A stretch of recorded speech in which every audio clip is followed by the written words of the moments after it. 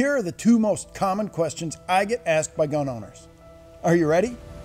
When can I legally shoot someone in self-defense? And what is going to happen if I do? I bet you've asked yourself those questions.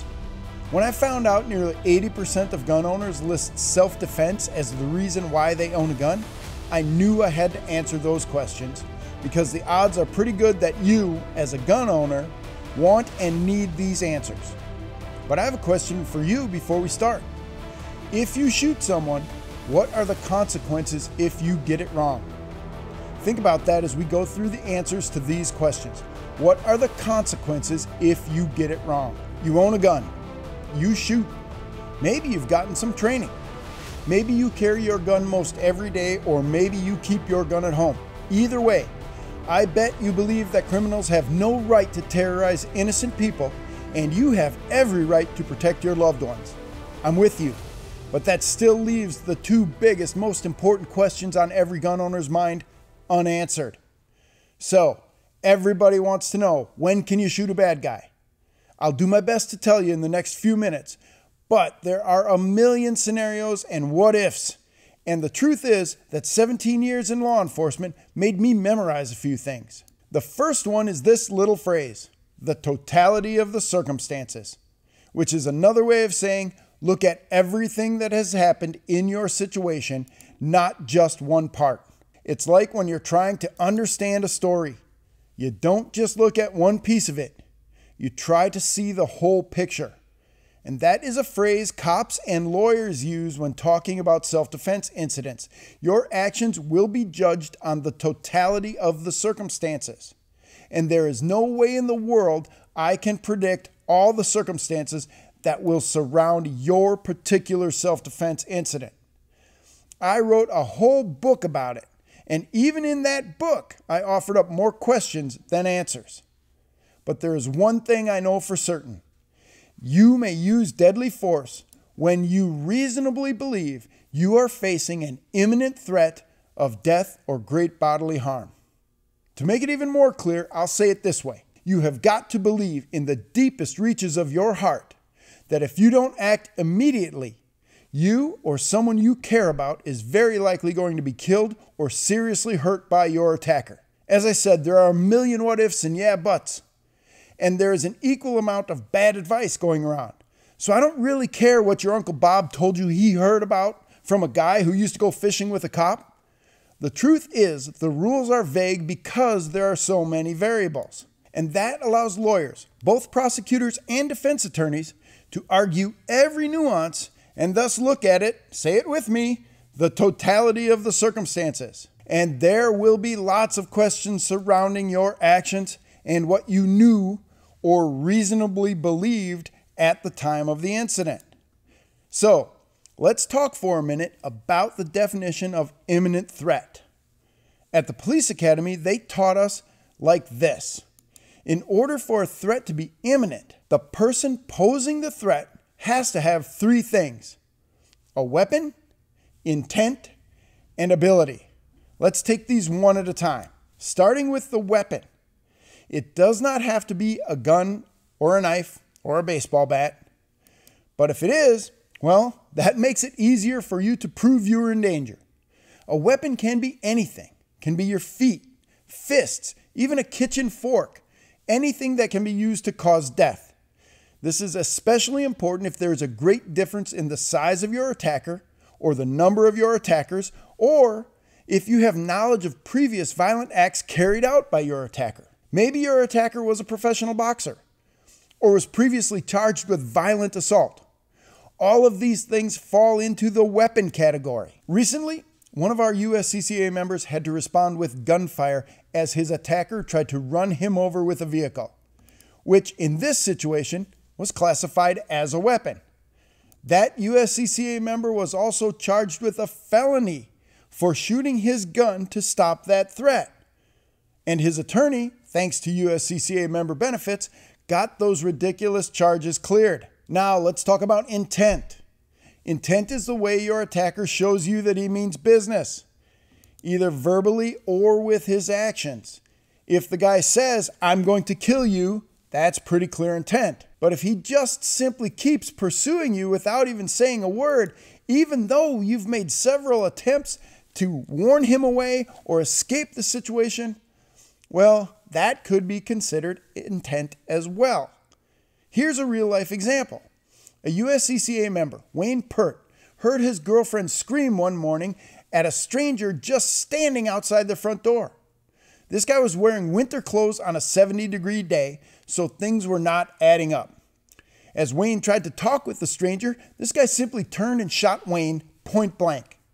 Wayne was hit and fell to the ground, while the would-be assassin stepped over Wayne to attack his girlfriend. Wayne shot his attacker in the back to stop this threat, which was a perfectly legal thing to do. The moral of the story: intent can be verbal or nonverbal. It comes down to how clearly you can articulate the facts of the incident and what you believe the intent of the attacker was at the time of the attack. In short, what made you believe this person was intent on killing you? You have to be able to answer that question clearly. Finally, we have ability. In order for you to use deadly force, your attacker must be able to make good on his threat.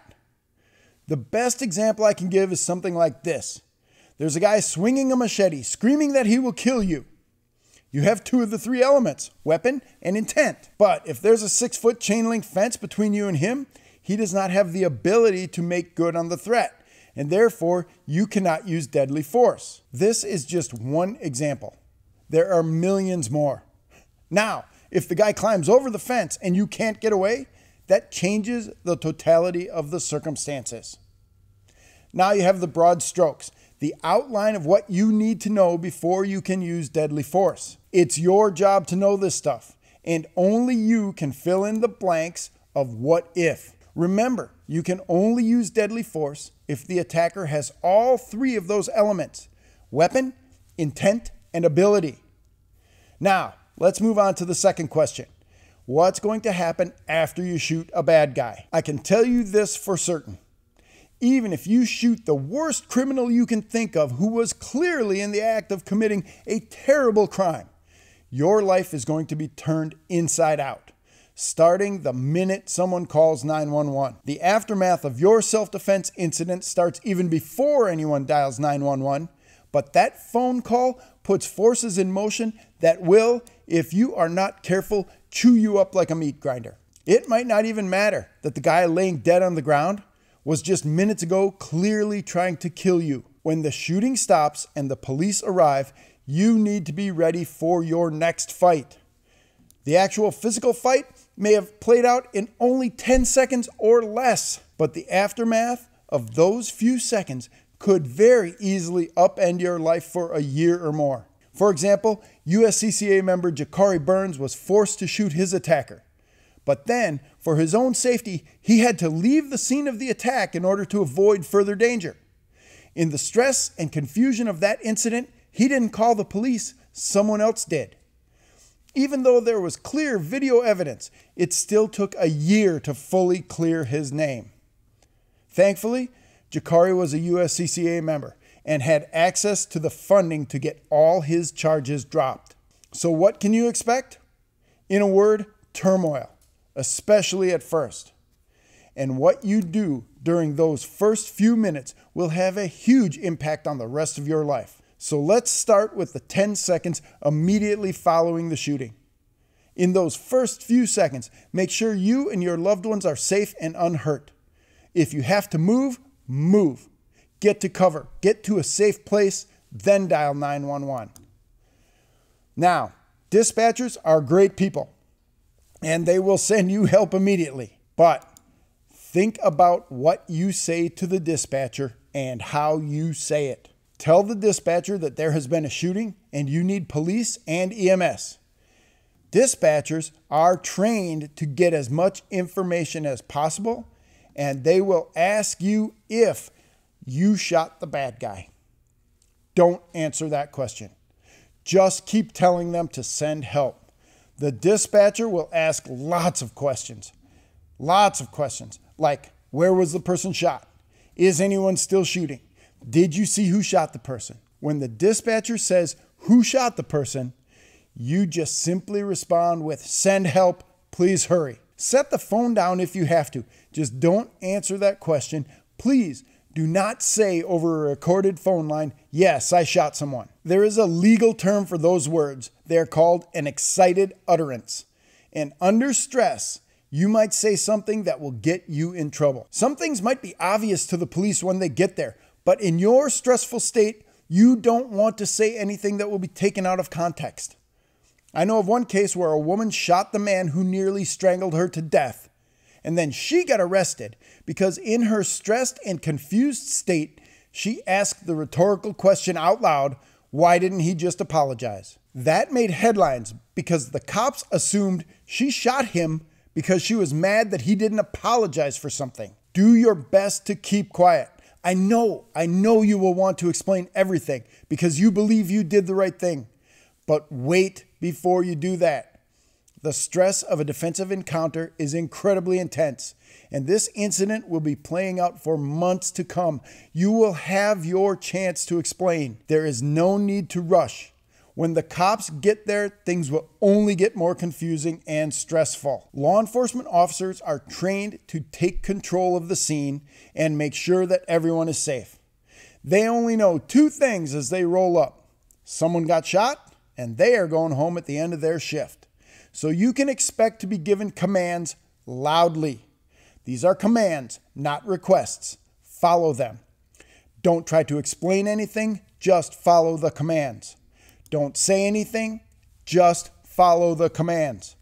This is not the time to be saying or doing anything except following the commands. Tensions are high, and you don't want to be shot by police because you forgot you were holding your gun as they told you to get on the ground. Just follow their commands. And I hope you will have put your gun down before they arrive. But if you haven't, following the commands becomes even more important. Now comes the part you really won't like. Your gun will be taken as evidence. You will likely get handcuffed. You might be directed forcefully to the ground, as if they are treating you like a criminal. You might be treated like a threat, and you will certainly want to explain what happened. Resist this urge. Don't say anything yet. Within minutes, the cops will be asking you lots of questions. And this is the most important part that seems obvious. Don't talk to the police until you have an attorney present, even if it means you have to spend the night in jail. Making a statement to the police before you talk with a lawyer will not do anything to help you. So wait for your attorney. The best thing you can do is politely tell the cops, "I will make a full and complete statement after I have spoken to my attorney." Memorize that line. Be ready to repeat it during the most stressful time of your life. The police may try questioning you for hours. They might take you to the police station or even to jail for further questioning. It's not uncommon for police to keep people in the interrogation room for 8, 10, 12 hours. Now, as a retired cop, I want people to help the police catch bad guys. But as an advocate for responsible legal self-defense, I want you to protect yourself in case the cops and the prosecutors have the wrong idea about what happened. Here's the truth about those interrogations. When the cops are asking you questions, they are usually trying to build a case against you. So I'm going to tell you without equivocation, don't talk to the police until you have an attorney present. But here's the thing. If you are going to use that line, you must have an attorney. That's where the USCCA comes in. Not only does the USCCA offer its members a 24-hour emergency hotline that will put you in touch with a qualified criminal defense attorney within minutes, your member benefits pay for it. You don't need to have $20,000 in the bank to retain an experienced trial lawyer.